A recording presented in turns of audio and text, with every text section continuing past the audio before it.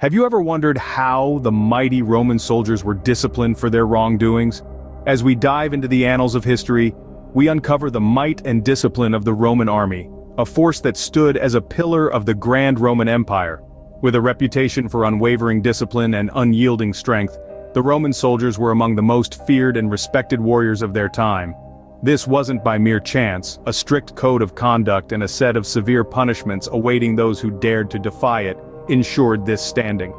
The Roman military was no place for the faint-hearted. It was a world where even a slight misstep could lead to consequences far beyond one's worst nightmares. From public humiliation to brutal execution, the Romans had a myriad of punishment techniques that were as efficient as they were dreadful. Stick around as we delve into the dark world of punishment techniques in the Roman army. In the early days of the Roman Republic, the punishments were more about humiliation than physical harm. Humiliation, in a society where honor and respect were highly valued, could be a punishment worse than physical pain. The Romans were experts at this. They understood the power of shame and how it could be used to keep soldiers in line. One of the most common forms of public humiliation was the stripping of a soldier's rank. Imagine for a moment being a decorated soldier, a hero in the eyes of your comrades. Then one day you make a mistake. Maybe you disobeyed an order, or perhaps you failed in your duty. Suddenly you're standing in the town square, your badges of honor forcefully removed, your status as a soldier stripped away. You're no longer a hero, you're a disgrace. The very people who once looked up to you now look down upon you with scorn and derision. Another form of humiliation was public flogging. This wasn't just about inflicting physical pain, although that was certainly part of it. It was about making an example of the offending soldier. The soldier would be tied to a post in the town square, his back bare. Then, with the entire town watching, he would be whipped. Each lash was a reminder of his failure. Each mark on his back, a testament to his disgrace. The Romans believed that this public punishment not only served as a deterrent to other soldiers, but also as a way to reinforce the values and norms of their society. It was a stark reminder of what could happen if one dared to break the rules or defy the norms. Then, there were other forms of humiliation that were less physical but no less severe. A soldier could be made to wear his armor backwards or carry a piece of wood around the camp, signifying his failure. As the Republic grew, so did the severity of the punishments. But these early forms of public humiliation laid the foundation for the strict discipline and order that would become a hallmark of the Roman army. With the expansion of the Roman Empire came a shift in the punishment techniques. As the empire grew, so did the stakes, and the Romans needed a method to keep their soldiers in check that was as powerful as it was terrifying. Enter decimation, a punishment that sends shivers down the spine just by its mere mention. Decimation, derived from the Latin word decimatio, was a brutal punishment technique that was as much a psychological warfare tactic as it was a physical one. The word decimatio translates to removal of a tenth, and that's exactly what this punishment entailed. Imagine, if you will, a unit of 100 Roman soldiers. Now picture one in every 10 of those men being selected at random, and then executed by their own comrades. The very men they stood shoulder to shoulder with on the battlefield, now their executioners. This was not a punishment doled out lightly. It was reserved for the gravest of offenses: desertion, mutiny, cowardice. If a unit showed signs of such behavior, decimation was the chilling reminder of the price to be paid. It was a deterrent, a stark warning to anyone who dared consider deserting their post or turning against their own. The process of decimation was methodical and cold. Soldiers would be divided into groups of 10. Each group would draw lots, and the soldier who drew the shortest lot would meet a grim end at the hands of his comrades. It was a slow, drawn-out process, designed to instill fear and maintain discipline among the ranks. And yet, as horrifying as decimation was, it was not carried out frequently. The threat of it, the sheer terror it instilled, was often enough to keep the soldiers in line. The Romans understood the power of fear, and they wielded it expertly. This gruesome practice was, however, not the end of the evolution of Roman military punishments. The Romans continued to adapt and refine their techniques, but decimation remains one of the most chilling examples of their approach to discipline and control. With the dawn of the Roman Empire, the punishments became even more severe.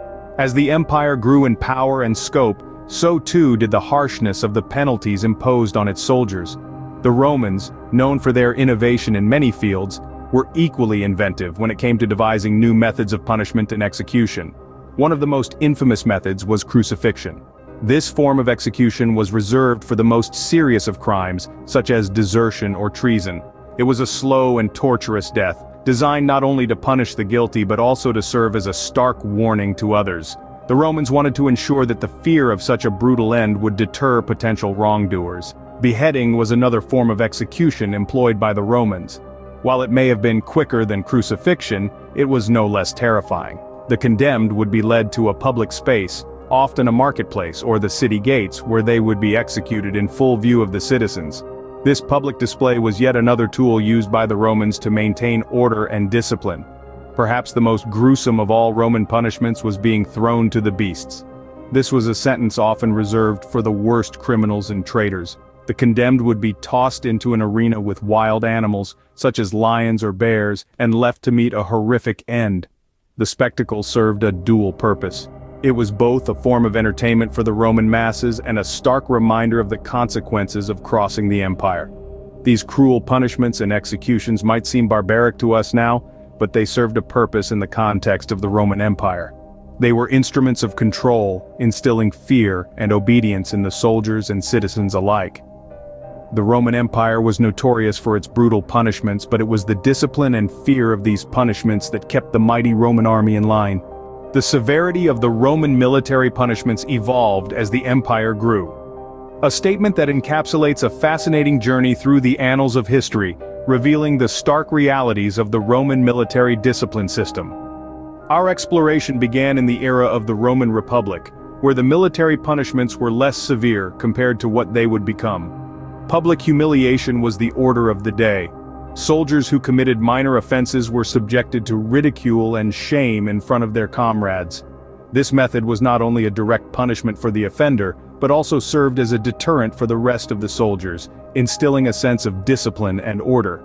However, public humiliation was not the only punishment technique employed by the Romans. As we moved into the period of the Roman Empire, the punishments became more severe.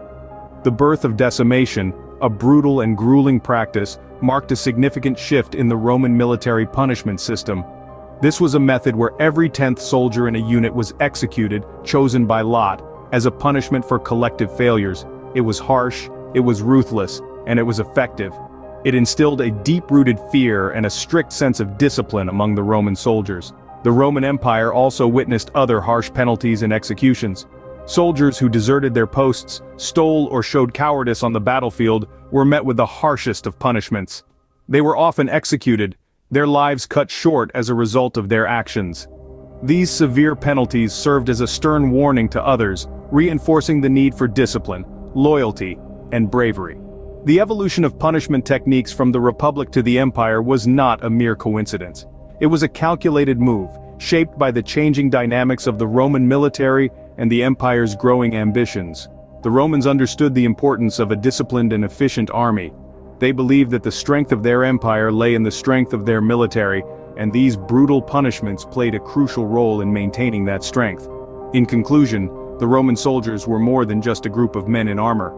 They were a well-oiled machine, operating under a strict code of discipline enforced by harsh punishments.